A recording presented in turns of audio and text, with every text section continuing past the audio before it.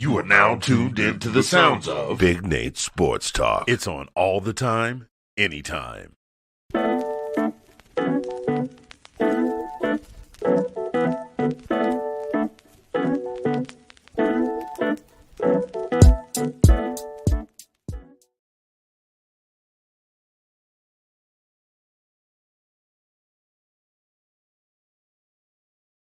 I know loving me wasn't always easy. Tried to hold on, and you felt like walking away when you couldn't see me. Felt like all your hope was gone, but I'm right here on bended knee. Please be my wife and stay with me. Just take my hand through stormy weather. We will stay. Let me be the one you run into. When you need me, I'll be there. Just to let you know that I do care. Baby, I promise you, I'll always be true. And baby, I promise. Baby, I promise. Baby, I'll be right here for you. No matter the problem. No matter the problem, baby. I'll stand by your side. For the love we share can never be denied.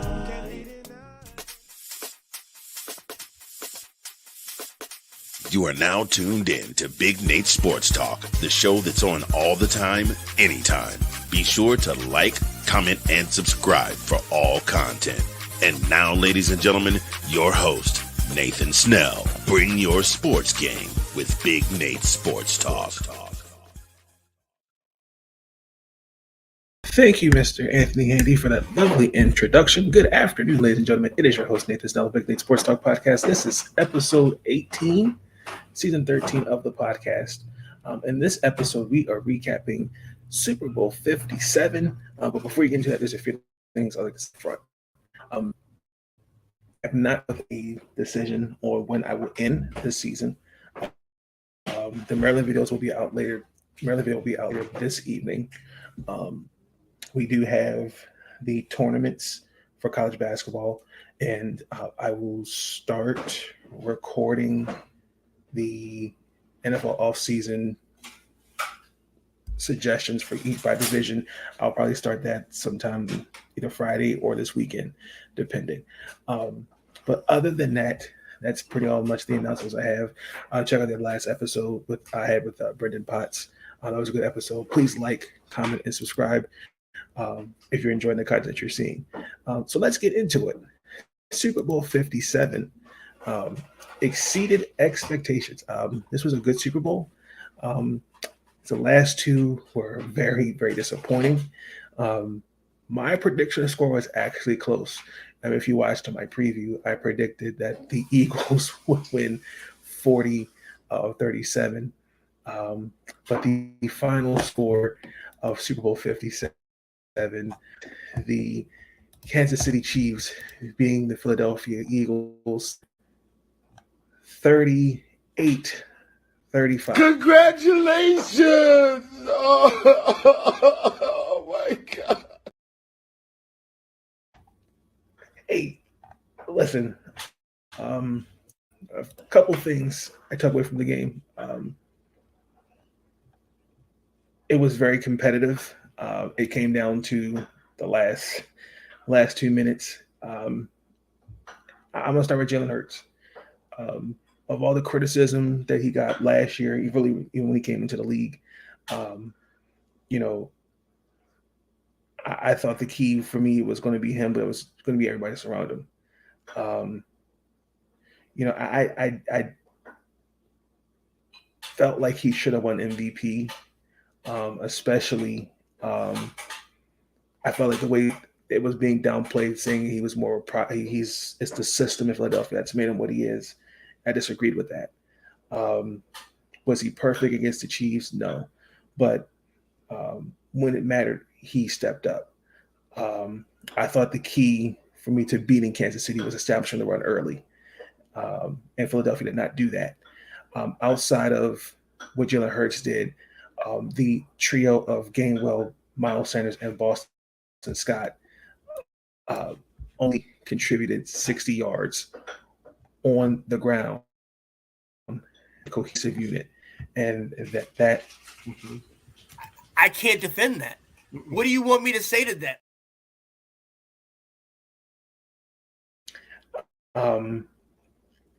I thought Kansas City, for the most part, did a good job. They stacked the box and they forced him to really beat him by throwing the ball. Even though, to me, at times Philadelphia lacked getting timely stops, that offense for Philadelphia showed up.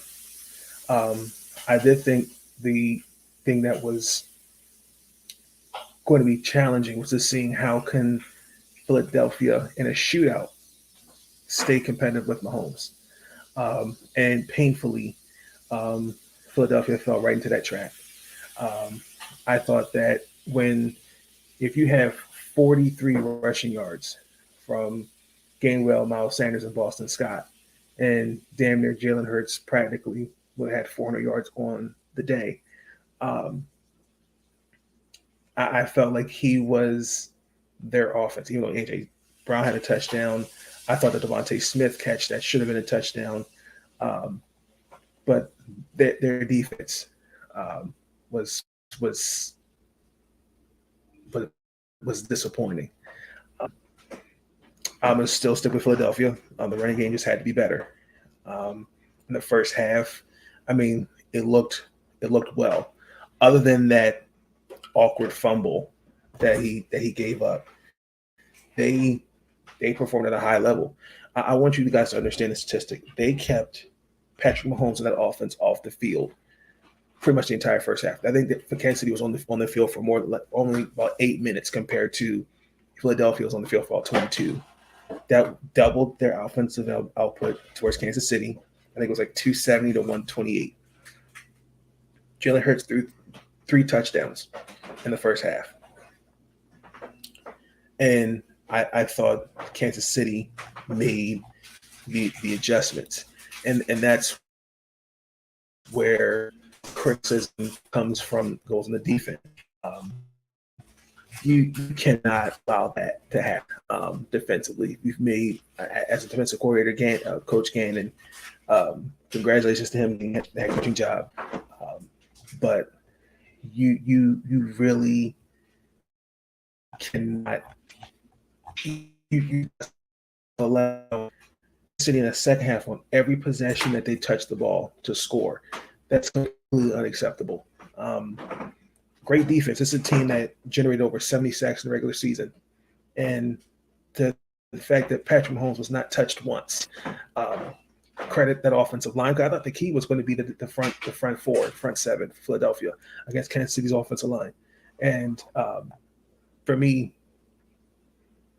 I just no answers whatsoever. So I thought that was very disappointing. And for me, going on the Kansas City side, Patrick Mahomes is of this era is top 5 in my opinion. I don't get into this whole greatest of all time discussion because I think there can be multiple players that can be the greatest of all time. I think to discredit what other quarterbacks have done through their era of football, whether it's a Joe Montana, a Johnny Unitas, or Donovan McNabb, or et cetera, Tom Brady. Each quarterback has done a lot for their teams and for what they did for their decade of football. To say that there's the greatest of all time, I don't do that. I will give you greatest of this generation.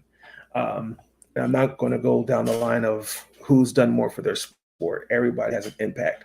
Like this morning, hearing who's had more of an impact on their league, Steph Curry, Patrick Mahomes. Like that really, I don't like hearing those. I don't like those type of conversations. That's just me.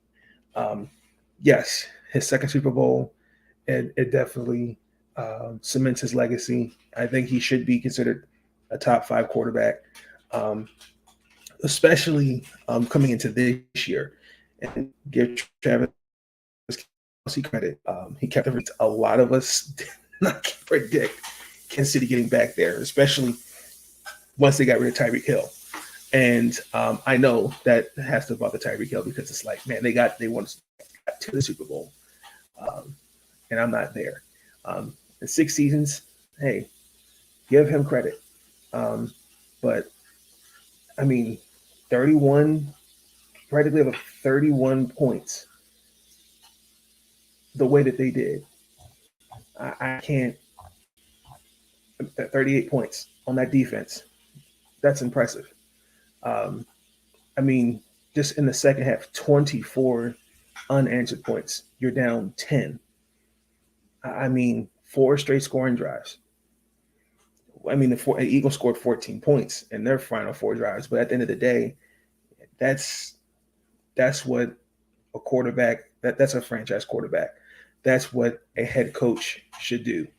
And give Andy Reid, but also to give Eric Bieniemy credit as well with the play calling.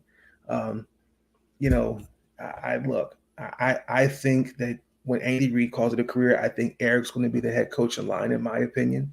I know he's interviewed with the Baltimore Ravens. I know he's also, I think tomorrow he's doing an interview with the Washington Commanders, if I saw that correctly. But I think he's going to be the next head coach for the Kansas City Chiefs once Andy calls it a career. And hey, look, Andy Reid is, to me, and he's got to be, he's to me probably one of the greatest coaches of this era of football. You know, if you remember when he was in Philadelphia, he pushed them to 3 national championship games, 1 Super Bowl appearance. I even though, you know, give Don McNabb credit, it just wasn't enough. I just think the teams that he faced were just better. They were just better. And then also too, I mean, the only other coach that's is like that is Bill Belichick. So, I mean, he's now 5th in all-time wins, now 2 rings. Yeah, I think he's top 5 in my personal opinion. Other than the holding call, I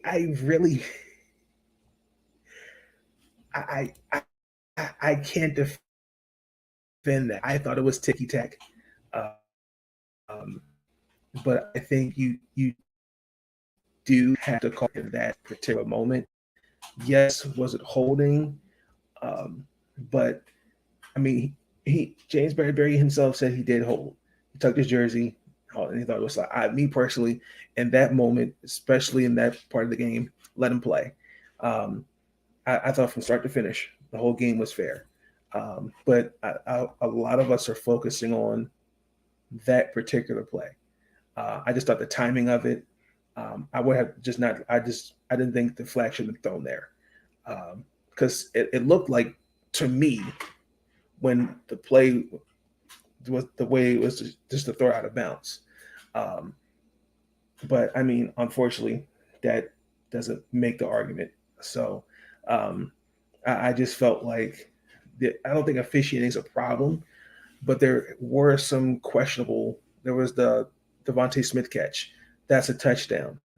And I think you had to call something because you don't want it to be, miss a bad call. And that's kind of you've seen throughout the whole season. All they just players want is consistency. So I will give them that. But I mean, other than that, it was a great game. Philadelphia's wide receivers, other than Travis Kelce, Juju Smith-Schuster, even though I'm not a fan of the subtle shot he took at James Bradbury on Twitter, I'm happy for him. Even though I do feel as though he was on his way out the league. I do agree with that, what A.J. Brown had said. He and Travis Kelce stepped up. Kadarius Toney also stepped up. I thought everybody just stepped up after the first half, which was rough. Compared to everyone I think was 5 times they were targeted, 2 catches for 11 yards as a cohesive offense. That's not going to you any football game. Fucking sit on my motherfucking screen. The fuck? You wanna kiss my ass?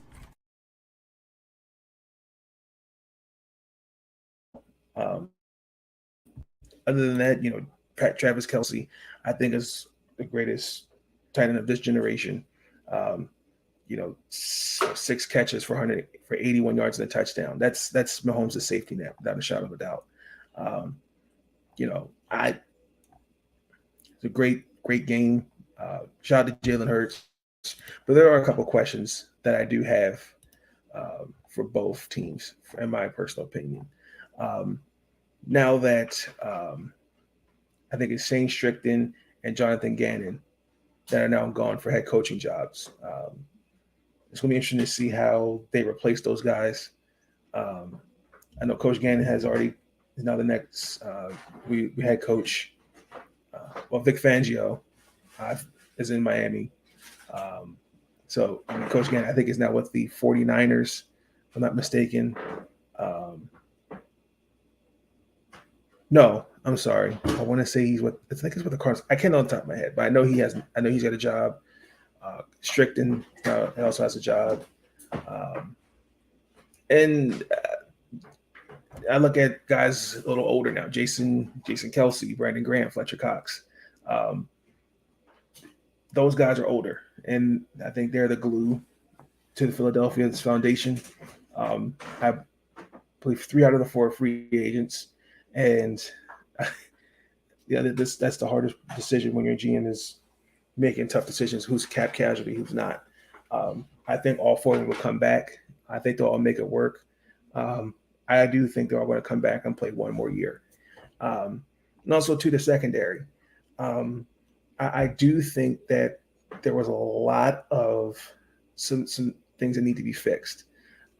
Their secondary, who I thought on paper looks really good. CJ Gardner-Johnson, Bradbury, Marcus Epps. I think they played 90% of their snaps, especially in the title game against San Francisco. Free agents. And I think the last time they drafted a corner, maybe like 6-7 years ago. So I kind of see who they're going to re-sign, who stays. Same thing with Kansas City. And we'll talk about this more. Orlando Brown Jr., who I think is proven his worth. Congratulations to him. To me, always be a Raven. Got a ring. I think he has now he can get another tag, which will put him at like 20 million, if I'm saying that correctly. And now you'll have to pay him because now I think he gets paid. He'd be up there with Trent Williams, David Picari, and I want to say it's Tunzel. So I'm curious to see who they'll re-sign. And then next year also too, there's some wide receivers. Well, listen, Travis Kelce, I think Vonda Scantling, Sky Moore, Kadarius Toney under free agent are all going to be one more year with him, under contract for next year. They're going to re-sign Miko Hartman and Juju Smith-Schuster. So, the only thing is,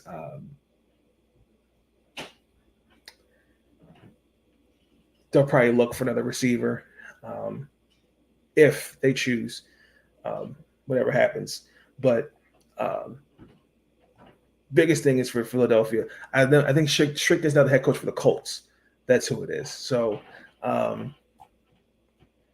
that should be an interesting one. And then Coach Gannon, I cannot think of where he got a head coaching job. I cannot think of the top of my head. So it's going to be interesting to see where these two teams are next year. Because my prediction for next year, the Philadelphia Eagles will be back there for Super Bowl 58.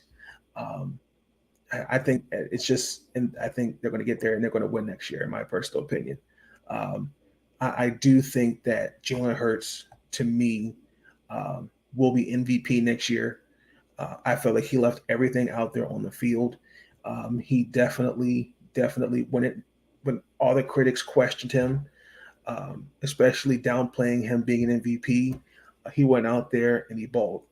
27 to 37, 204 yards, 1 touchdown, 3 touchdowns on the ground. I think that ties Terrell Davis, if I'm not mistaken correctly, for most run touchdowns in Super Bowl. Like, when the light shined the brightest, he stepped up, and we need to give him his flowers for that. But But also too, I did have a little problem with with the time management.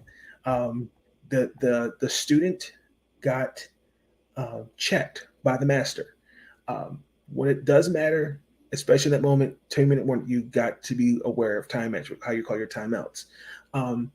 But I will say that there was one bright spot. Defensively, Kansas City did step up. The linebackers, I believe Bolton, who had the fumble recovery, that was probably the biggest play of the game, in my personal opinion. When it mattered, he also was part of some key defensive stops.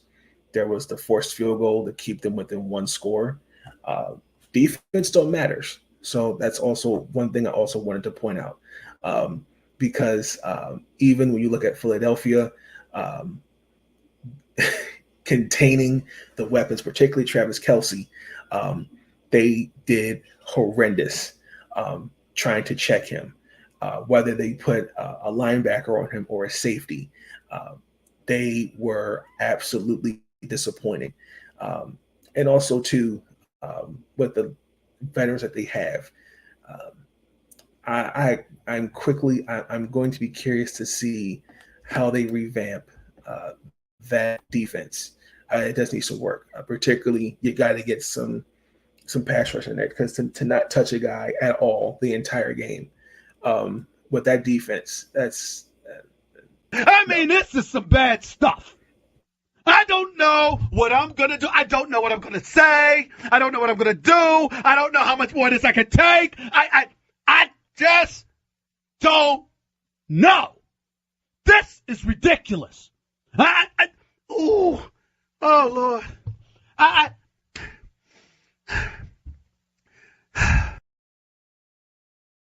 And with the off season now pretty much now underway, we know Jalen Hurts is going to get paid. He's probably going to get somewhere around what, I don't think around Patrick Mahomes' money, but probably what Russell Wilson and Kyler Murray are making. And I hope Lamar Jackson's watching that as well. And we're going to get more into that in our offseason talk. But other than that, it was a great Super Bowl. So it was a long season. Got through it, but let's get into the last bit of the show, and y'all are here for it. That is final message.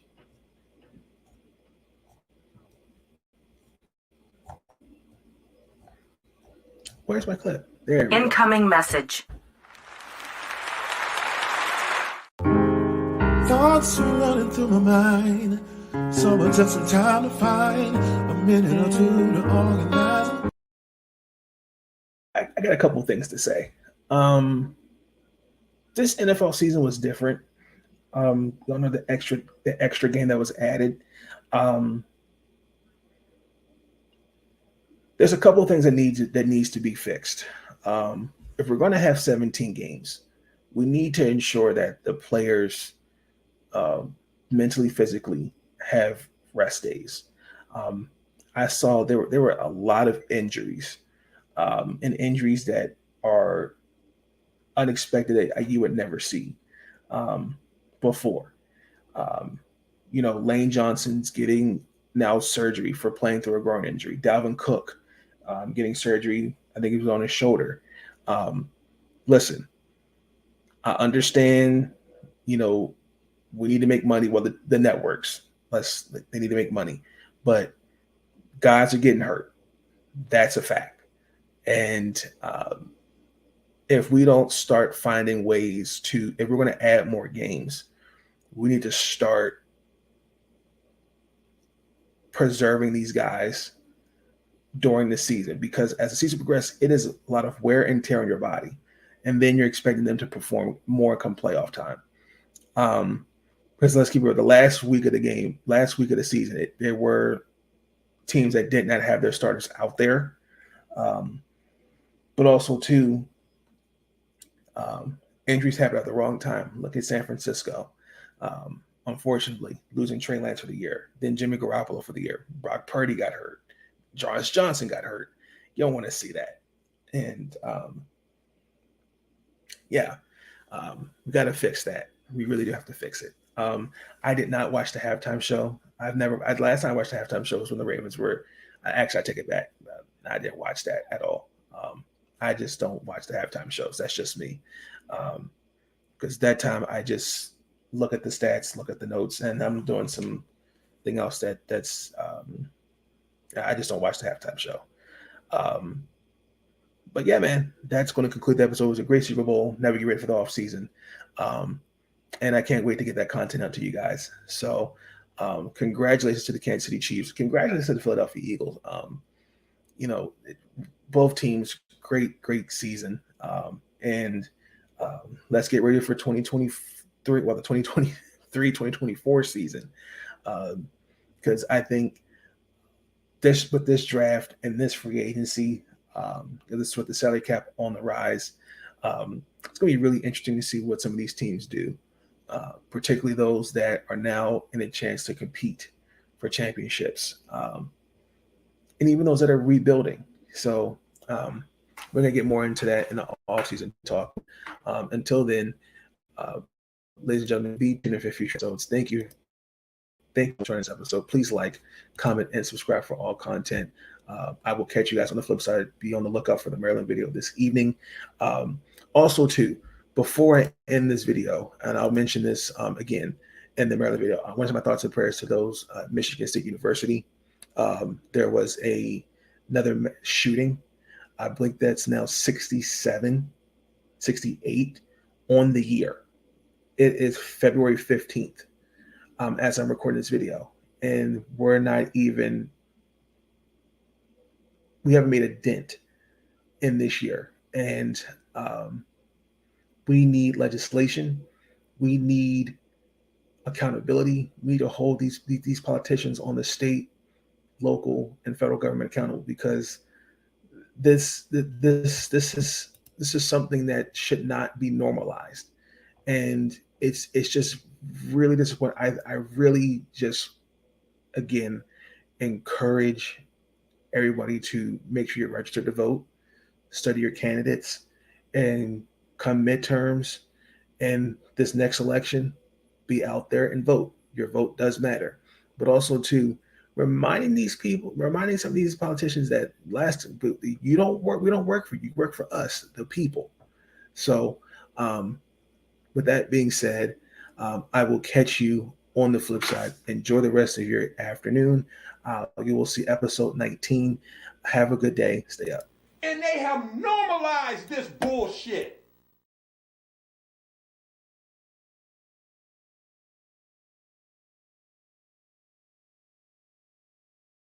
God gon' answer our prayers. Living now. They told me dreams come true once you live it out. I picked up pieces from my childhood in a broken house and heal my soul from the trauma we've been giving out. I hear the whispers in the wind under smoky clouds and tell myself once again I'ma work it out. So much shit can happen, yo, it got me tripping now. Yeah, it's feeling different now. I wonder if it's worth living now. They told me working 9 to 5 just to make it out. And now the dark nights got me needing mouth to mouth. Resuscitate my dreams, tell me what it's all about. I wonder if it's worth living now. They told me show a little skin just to make it out. They told me grind until I die, till I reach the clouds. Excuse me a little moment while I break out. Never let them take me out.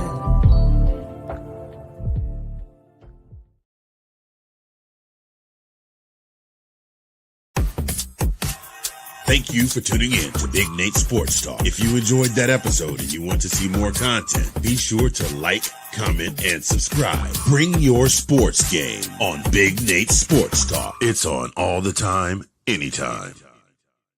I wanna thank you. I wanna thank you, yeah. I wanna thank you.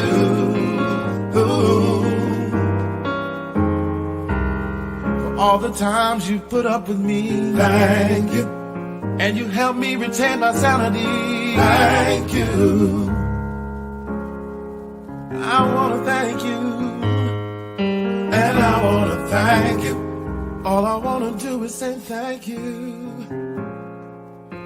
for everything